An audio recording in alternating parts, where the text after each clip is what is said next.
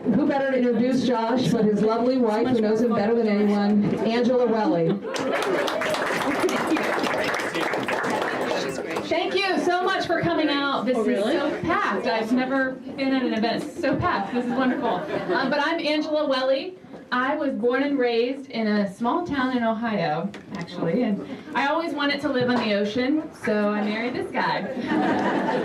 So it worked out. I'm a working woman. One of my first jobs was mowing lawns for our city parks department. And I still work. I'm a consultant at Deloitte. And I believe that I deserve equal pay, and Josh Welle is going to work for that to close the gender gap. When I met Josh, he was teaching at the Naval Academy. So he went to the Naval Academy, graduated from the Naval Academy. He was the class president, and he would go on to be an instructor and teach political science there. He was also getting his MBA. It was his second master's, and then he'd go on to get a third master's as well. But, you know, as many masters as he gets, I'm still the boss of this family. Josh has a really impressive background. He served in the Navy active duty for 12 years, and in that time, he was a UN peacekeeper in Liberia. Wow. He was the second in command on a warship off the coast of Bahrain. He co-wrote a book on leadership with some of his classmates from the Naval Academy. It became an LA Times bestseller, and they donated all the profits to veteran charities. Cool. And then when he got out of the Navy, he joined the reserves and he started a technology company. So he's ready to take on this job in Washington.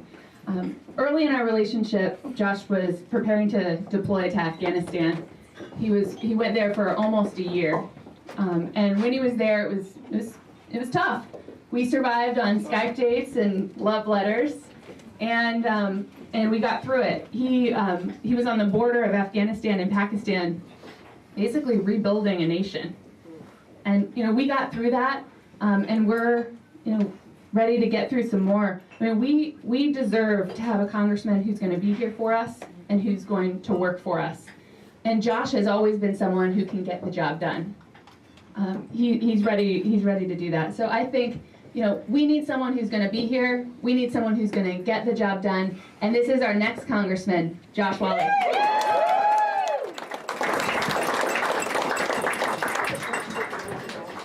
So I'll try to stand here in the middle so everyone can see.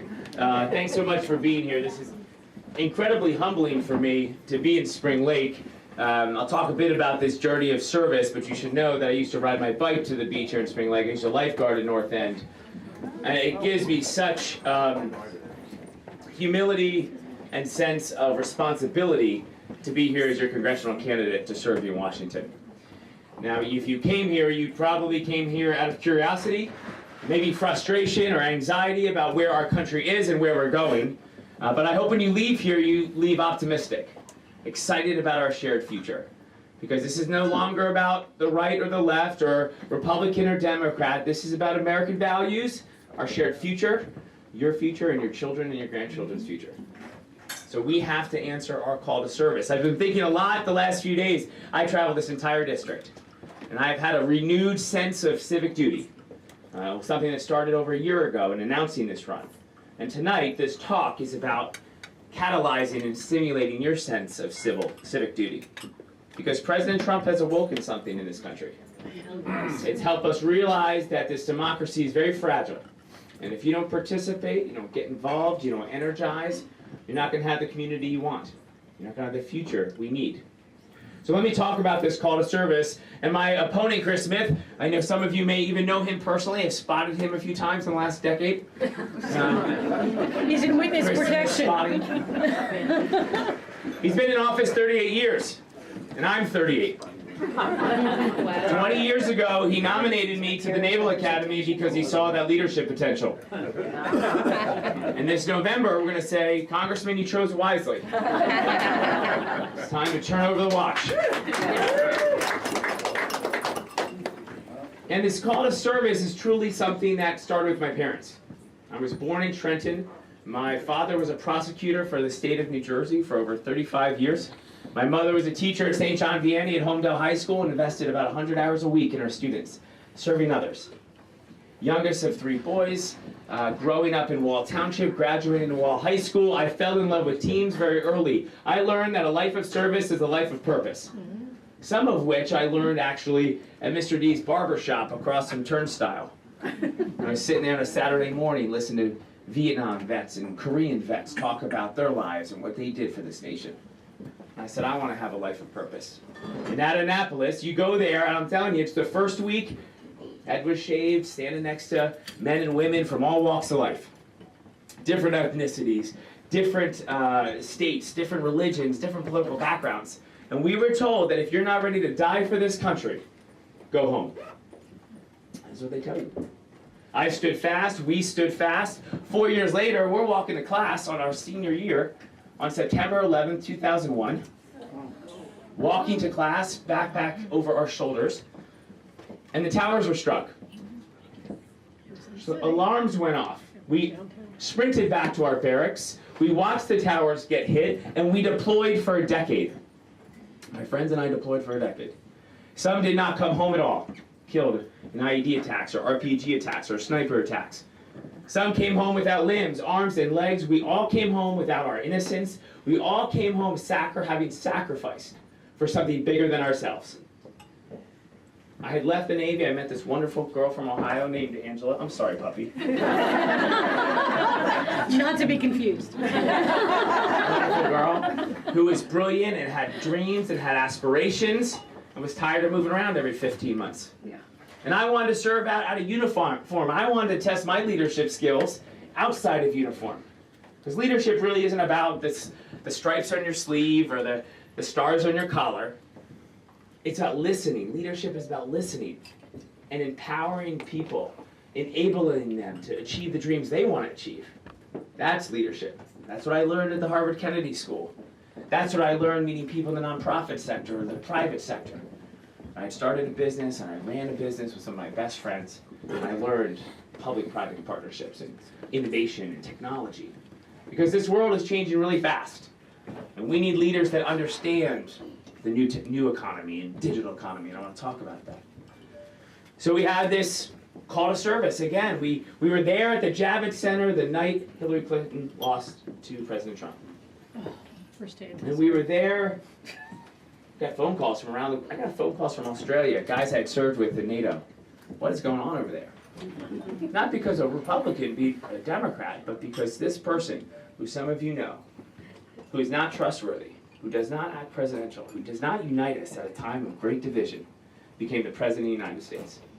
We started to watch his presidency. We all were crossing our fingers, hoping for leadership, presidential leadership. We heard the inauguration speech and the Muslim ban and the rolling back environmental policies that keep our oceans safe. We started to watch this country slip away. The institutions that we trust eroding. This idea that the media is against us and news is fake and it's us against them, pitting everyone against everyone else. And the veterans in this country are stepping up. We are stepping up because that's not what we defended, and the institutions, it's not Republican or Democrat, it's something bigger than ourselves. Over 20 veterans are running for Congress this year to right the ship, to restore accountability and leadership on the issues that matter. And that brings us to this race, New Jersey 4 against Chris Smith, who does not lead on the things that matter to you, who does not hold the executive branch accountable on actions and decisions on domestic and foreign policy. And that's this journey, the one we're in together right now. Now, as I've gone from door to door, there are 3 things I'm focused on when I go to Washington.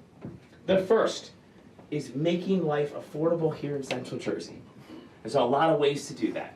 It's monetary policy, it's fiscal policy, it's education. Let me talk about the key elements of making our lives better so that tomorrow will be better than today. The first is to make sure everyone in this country has an incredible education. If you invest in education, you can achieve the American dream and socioeconomic mobility, and everyone deserves a great education. And I came from Trenton to Welle Township to Annapolis, and here I am today. And I was your lifeguard. And now I'm your congressional candidate. That's public education. We need to make sure there's a pathway in this country for people to afford college. If I talk to young people, you want to know why they don't vote? You want to know why young people are disillusioned? It's because they can barely get a job after one bachelor's degree, even a master's degree, or a JD, because it is so disheartening how expensive it is to get a college degree in this country.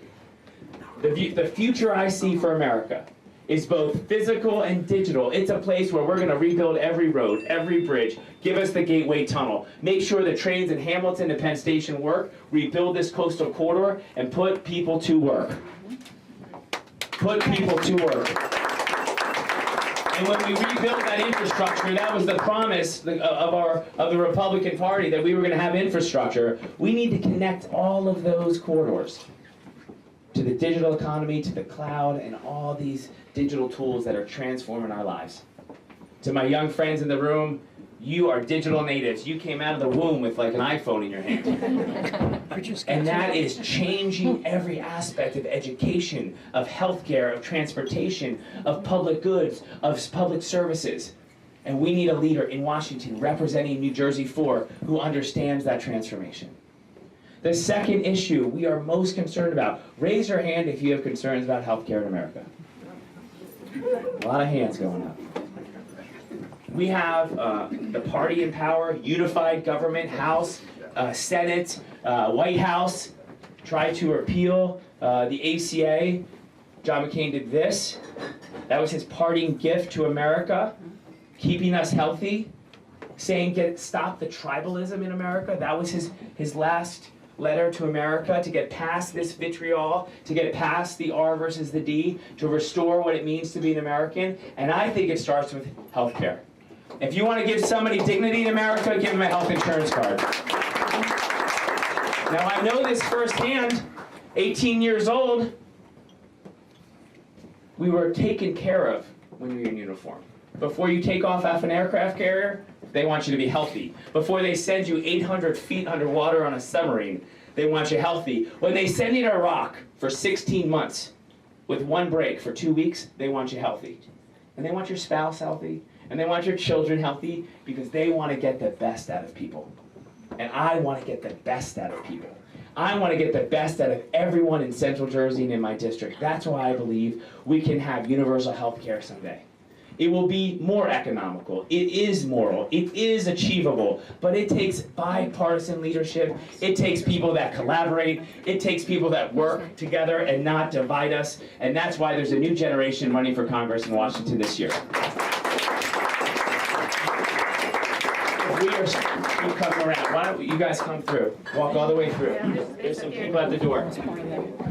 We're pumped up. We're feeling it. We're pumping it. This is an intermission. We're about to elevate. We're about to elevate. I see somebody outside from Howell. He's pumped. Thank you for being here. It means a lot. Welcome. The third thing I want to talk about tonight, which is central to government. If you've ever taken a government class, if you've ever taken a philosophy class of why we do what we do. Government is there to make us feel safe.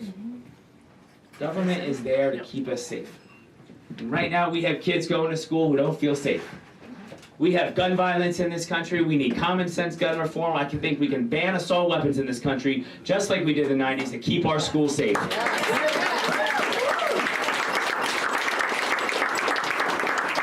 I used an M4. I was trained on an M16. I carried these weapons. I was on a convoy operation into downtown Kandahar City, avoiding IED attacks, threatened by the Taliban, working with Canada and Great Britain to rebuild a nation, to make sure girls could go to school without acid poured on their face. And we were trained that those weapons are weapons of war and have one purpose, and they don't belong in our public spaces in the United States. Yes.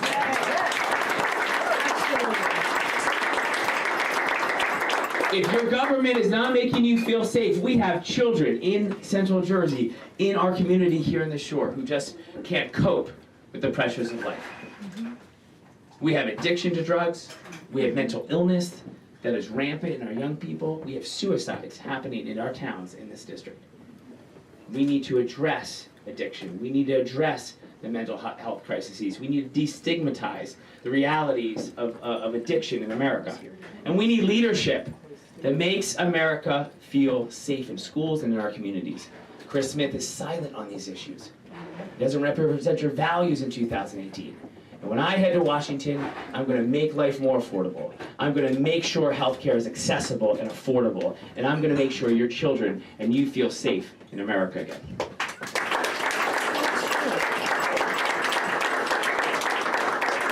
Now, maybe as you prepare to come, Susan was like, you know, a very persuasive of why you got to hear this kid from Wall Township. Or maybe you were hearing the buzz that we're going to unseat a 38-year incumbent because the table has been set. We are ready to win, and there are forces at play that Chris Smith cannot ever match.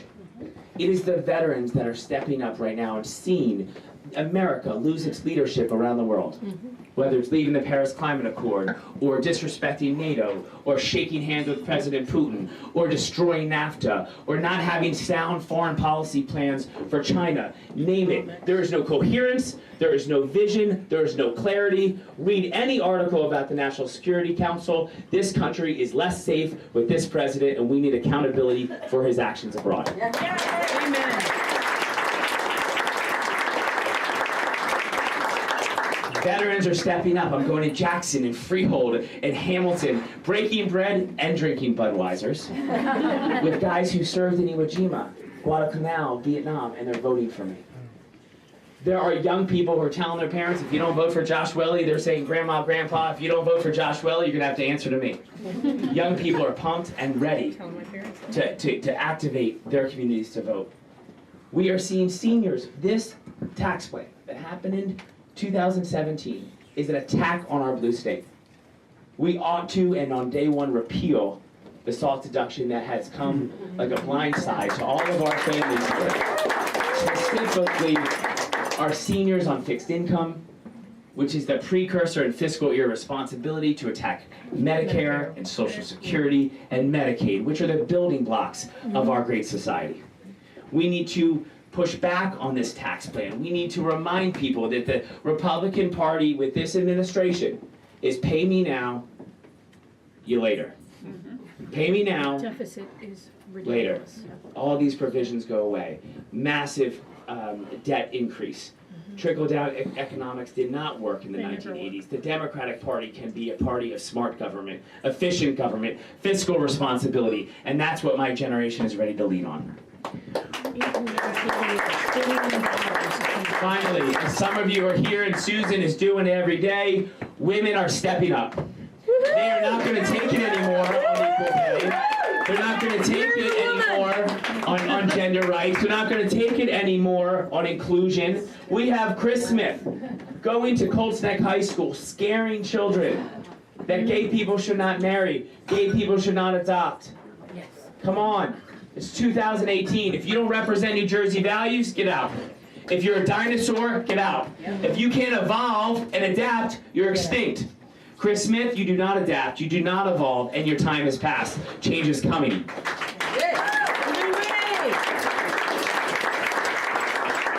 I'll just tell a quick story.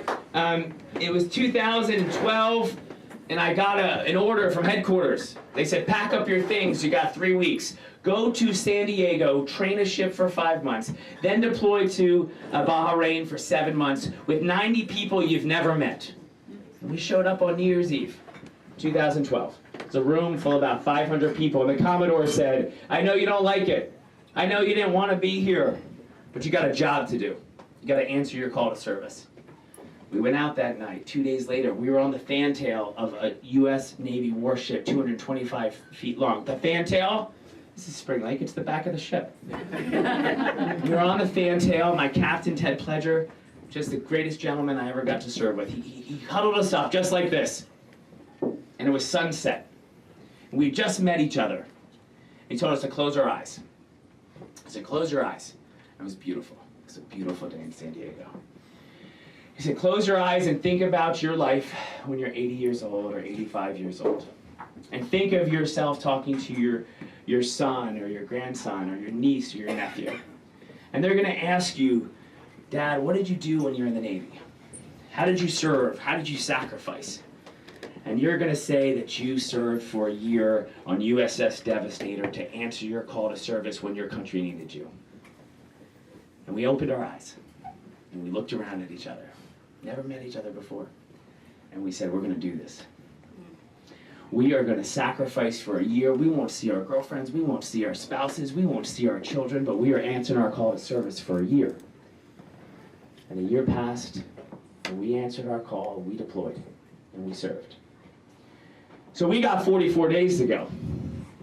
And we got a job to do here in Central Jersey. We have our own call to service, our own civic duty, our own time to answer our nation's call. And that's with this campaign and this moment in American history. Because your children and your grandchildren will ask you on November 7th, or 10 years, or 20 years, or what did you do when our country was at a crossroads? When we were losing our moral compass in the world, how did you answer your call? Did you invest your time? Did you invest your treasure? Did you invest your talents in this campaign? And I know all of you will and can say yes to that. Will you say yes to answering your call to service?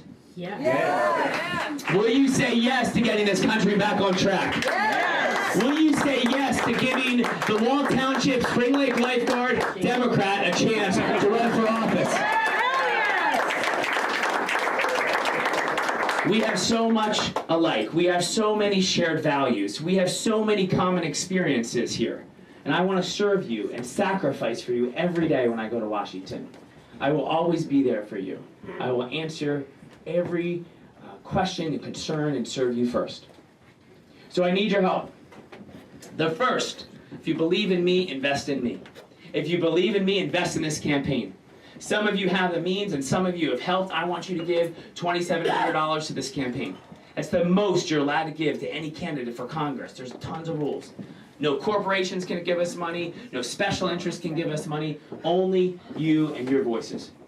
You see that Beto guy in Texas making noise? We got our own race to run here. We need you to invest. If you can't do that, give $2,000 or $1,000 or $500, but give it tonight. We need it now.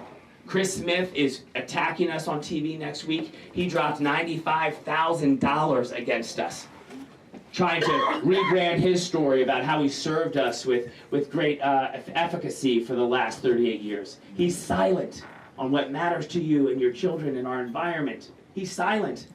Invest in a better future. When you're done, go find your friends. Who should have been here? Connect us. Use your powers for good. Leadership is about tapping into your powers and changing the world around you for good. And lastly, after you've done that and invested and connected, come join our team. Come knock on doors. Come make phone calls. Make sure we vote. This is our time to step up. This is our country. This is our climate. Let's win in November. Let's go.